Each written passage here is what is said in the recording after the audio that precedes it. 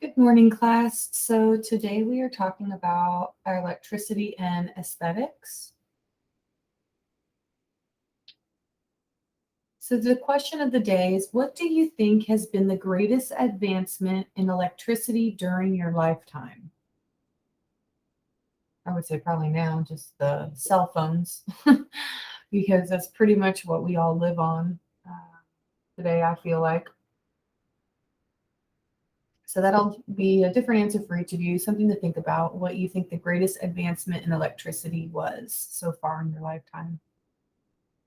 So knowing the effects of electrotherapy used in the salon or spa services will broaden our awareness and prepare you for your career. Also, identifying the various effects produced by electric energy, describing the types of current that's used in the aesthetic electrotherapy, also explaining the effects of light as it interacts with the skin. Effects of electric energy, aesthetic electrotherapy, and light in aesthetics is what our main focus will be. So now that you understand the principles of electricity, let's take a look at how it's used in the salon or spa. Electricity is used to power machines and devices that will perform specific functions during a facial treatment. The difference between a machine and a device. A machine combines one or more mechanical parts to perform one task. It's powered by electrical energy, and it assists you with a work task at hand. Some examples would be a hot cabinet or a towel warmer, a magnifying lamp, a steamer. So does it assist with my job? Is what you have to ask yourself when you're determining if it's a machine or a device. Designed for a specific action, sophisticated version of a machine powered by electrical, mechanical, thermal, or chemical energy is a device. It is also a tool that's used to perform the work tasks, so maybe high frequency or galvanic. And does it perform a specific task at hand? So almost everything in your salon or spa that assists you with your daily tasks could be considered a machine. Generally, you can learn to use machines quickly, so the risk of harming the client is low, and devices are specific to the treatment that you are performing, and it may require some training to operate. Clients can be harmed when devices are misused, so that is why it's important for us to understand the electric part of this, but also different facial treatments and devices that the electrical is used. So electrotherapy is an example of a specific action that's performed by a device. It's also defined as the treatment of disease using electricity. Aesthetic electrotherapy uses devices to perform electrochemical reactions on the skin, not to treat disease. So effects of electric energy, devices used in a typical facial treatment use energy that create electricity to achieve specific results on the skin or to power the device. Results in a treatment can be achieved by thermal effect, mechanical or magnetic effect, and electrochemical effect. Forms of energy. So it's important to understand different types of energy when you're looking at the result devices provided. It says that in physics, energy is known as the ability to perform or actually do the work. So energy is never lost, it's only converted from one form to another. And devices used in aesthetics convert energy to do specific work. All energy can be generated from kinetic and potential energy that's then converted to other forms. So let's look at the two. So kinetic energy is energy of motion. So electrons, waves, molecules, and objects. Sound is a form of energy. An example of this would be ultrasound, vibration as well. Light is solar radiation would be an example. Heat, so like a steamer, and then electricity would be a form of wax warmer. So potential or stored energy, which is waiting to be converted to actually be used in action, is chemicals, so like natural gases, elastic, which will spring or stretch like a rubber band, the elasticity of something. The energy stored in the nucleus of an atom, so nuclear power. And then gravitational, so energy that's stored in a position or a place. Stored water behind a dam can be gravitational. So thermal effects. So think of coming indoors after being outside in sub-zero weather. You might rub the palms of your hands together rapidly to warm them. The friction that's generated from rubbing your hands together creates a thermal or heating effect, and that is exactly what happens when electricity is used to create a thermal effect. So every conductor has some resistance to the flow of current through it. The more resistance, the more drag of friction that there will be in a line, which equals increased heat. A facial steamer creates a heating effect because it contains special conductors or heating elements that will heat up when the current flows through. And liquids exposed to the heating elements will transfer the heat to the skin. So thermal effects can be mild and pleasant, but they also can be intense and damaging. So mild heat relaxes the muscles and it increases blood circulation. Intense heat will destroy cells and tissues, and this thermal breakdown of the skin, called paralysis, is evident when a blister forms on burned skin. So thermal energy, heat always moves from a warmer body to a cooler body, and it can be transferred from one object to another in three ways. So conduction, convection, and radiation. Convection is when we transfer heat through direct contact. Convection is when we transfer the heat through a liquid or a gas. And radiation is when we transfer it through a vacuum or like empty space. So some commonly used terms that you might see in the treatment room would be desquamation, which is another word for exfoliation, vasodilation, which is when we're widening the blood cells in the skin, so you're kind of contracting them, and then microcirculation, which circulates in the smallest blood cells. So that has to happen almost like a filtration system to circulate toxins out of our blood.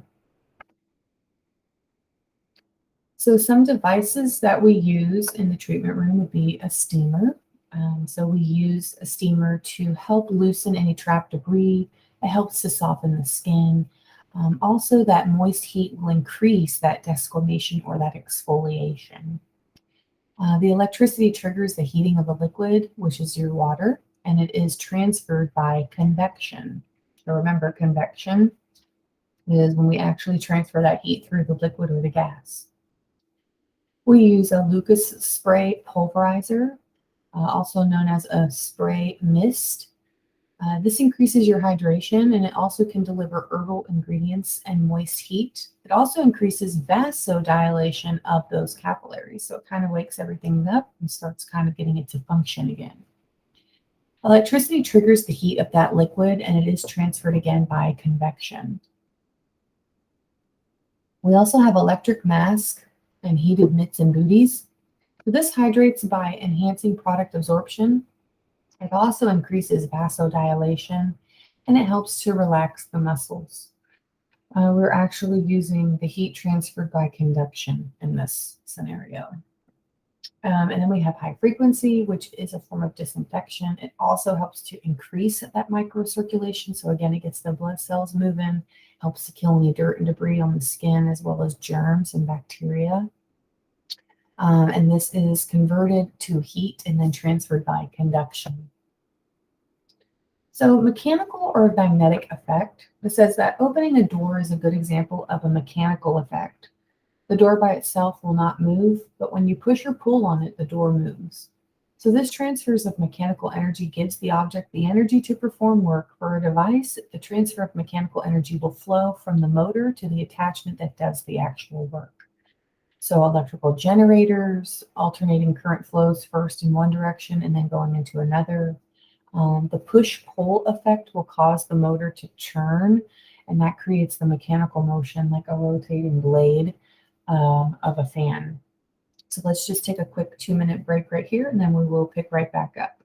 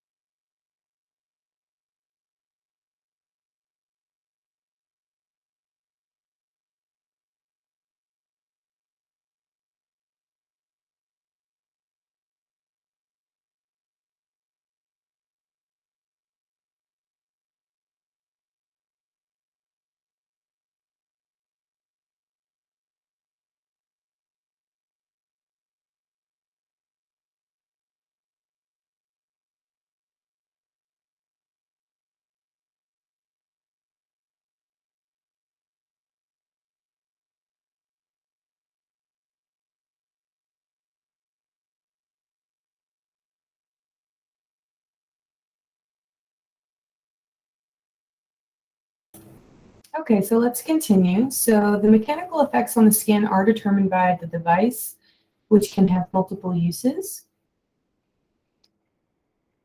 So a rotating brush, a vacuum spray machine, and also microdermabrasion. Electrochemical effects on the skin, it says, are created when electrical current travels through a solid electrode and then in a liquid conductor. So this produces stimulating or calming effects. Direct current is the only current capable of producing such electrochemical effects. It's important to understand the desired results from each treatment so you can skillfully select electrotherapy treatments that will benefit your client. Ancient Egyptians discovered a certain species of catfish called torpedo namorata, which actually produced an electrical shock that could be used to numb and treat pain. So types of electrochemical effects that we might use is galvanic and then also microcurrent. We also would use thermal equipment, mechanical equipment, like a rotor brush, vacuum sprayer, microdermabrasion again. Um, Also, when we're talking about thermal, facial steamer, an electric mask, high frequency, and then electrochemical produces chemical reactions that are generated by electricity, so galvanic, and then again, microcurrent, just to kind of retouch on those three. So a combination effect can be achieved when two or more effects of electric energy are produced at the same time. An ultrasonic spatula is an example of a combination effect. It aids in exfoliation or mechanical while generating heat to increase microcirculation or thermal. And then a multifunction machine will feature a combination of different electrical units such as a steamer, a brush, a vacuum spray, and also high frequency device. And independently, each electrical unit can create thermal, mechanical, or electrochemical effects. But when they're used conjunction with one another, it can create a combination effect. This is an example with like a 5-in-1 machine. So you have every unit that you would need really built in one machine itself. So electrotherapy is the use of electricity for therapeutic purposes. So physical therapists use it to treat paralysis and injury. Veterinarians use it to treat injury in animals, and chiropractors to treat pain. So typical physical therapy results are reduction in pain, reduction of edema or swelling, muscle stimulation, and also nerve stimulation. Electrotherapy versus aesthetic electrotherapy. It says aesthetic electrotherapy devices improve the skin's appearance by stimulation, product application enhancement, and deep cleansing.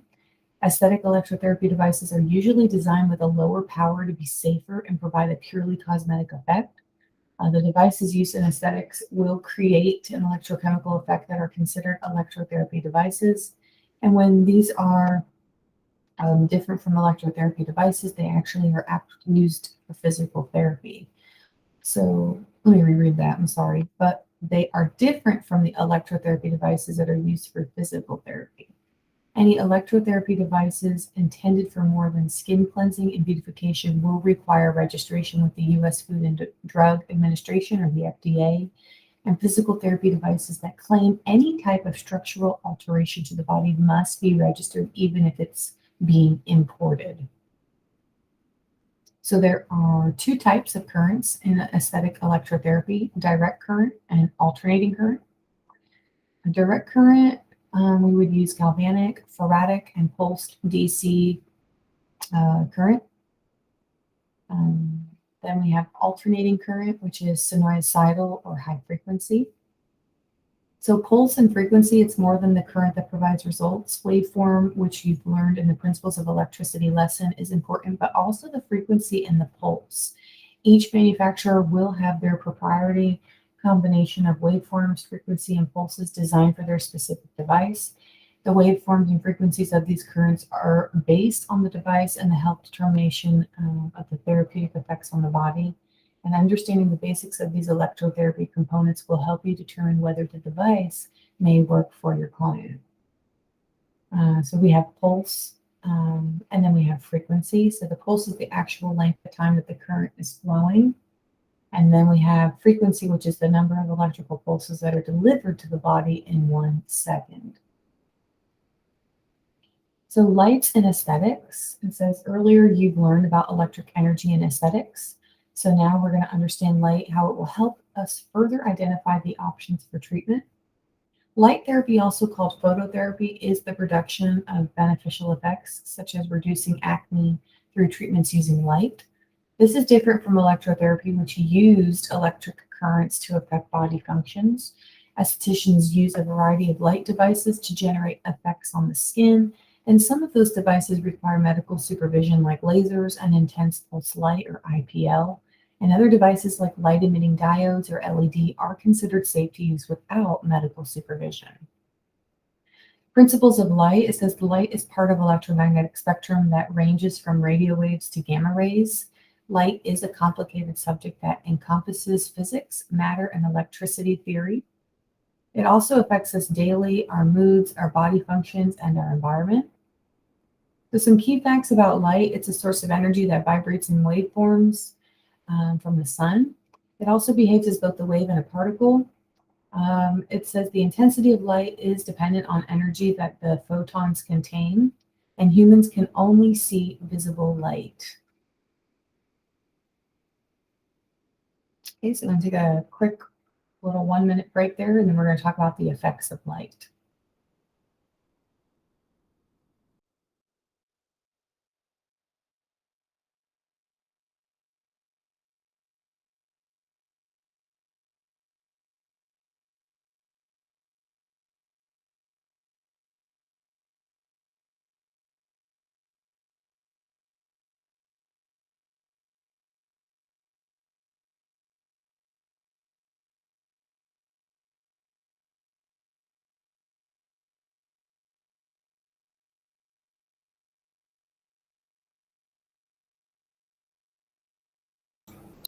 Okay, so effects of light. It says that the effects of light rays are dependent on the device, the absorption in the skin, and the wavelength. So delivery of the light can cause the following reactions in the body through light tissue interaction.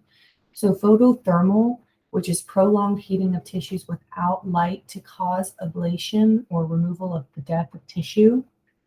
We have photochemical, which is a reaction with light and molecules in the body that will cause a chemical change for cellular stimulation. Vitamin D within the skin is an example of this. Also, photomechanical, which is short pulses of light and heat break up target molecules.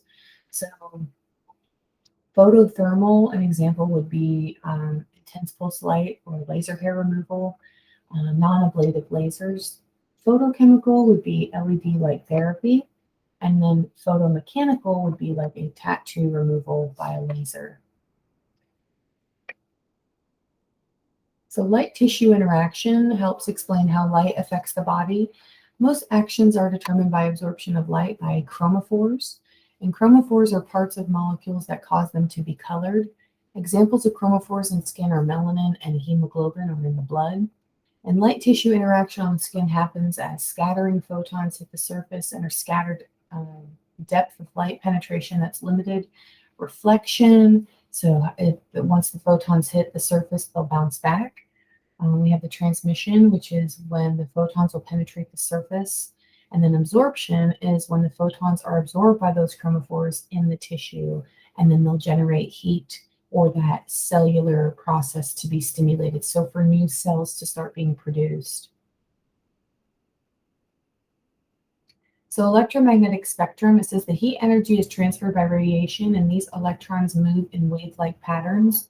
These waves of electrons are called electromagnetic radiation, and the waves can be long or short, and they can be measured from crest of one wave to the crest of the next. The measurement in a wavelength, or the range of all wavelengths that can be produced by energy, is called the electromagnetic spectrum. So the shorter the wavelength, the more energy that the wave is carrying. The X-rays have short wavelengths, and television or radio signals are examples of long wavelengths. The electromagnetic spectrum is the range of all electromagnetic radiation, including light. So our eyes can also be visible by the spectrum that also contains invisible light.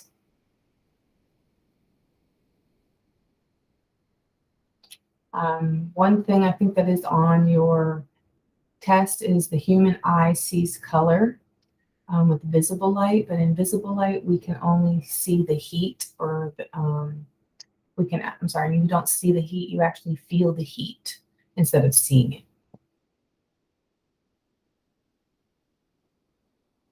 So invisible and visible light, it says that visible light is within the 400-700 nm range, and this range is important when selecting light therapy devices. The portion of the electromagnetic spectrum that humans can see is called visible light, and this range of wavelengths produces visible color. When these waves hit an object, they are either absorbed or reflected, and our eyes pick up the reflected waves and interpret them as color. So white light is referred to as a combination light, and this visible light can be broken into its individual wavelengths by a prism or a triangle-based glass object with 3 rectangular sides. And it says if white light or sun hits through the prism, it is separated and then it becomes as 7 colors. So red, orange, yellow, green, blue, indigo, and then violet. And raindrops can actually act as a prism. It says previously fluorescent and incandescent lights were a primary source of white light in a salon or a spa, and now LED light is also available. So environmental lighting is different from light therapy, but it still influences the mood and your ability to perform work tasks. For instance, fluorescent light is not recommended for makeup application. Natural light is always going to be the best. So LED lamps have a lifespan and electrical efficiency that is several times better than incandescent lamps.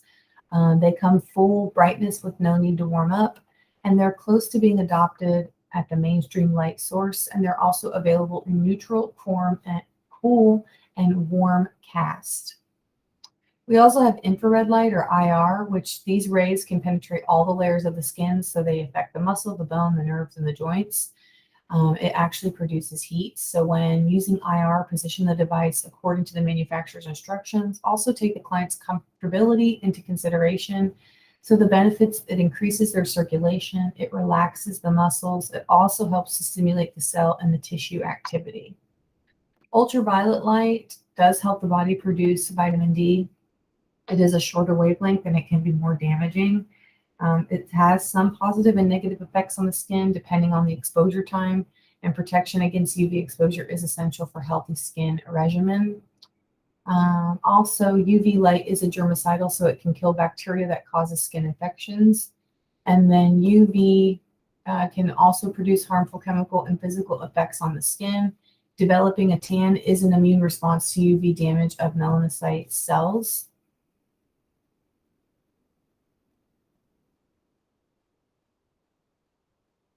So being aware of electrotherapy use in the salon or spa services will prepare you for a prosperous career.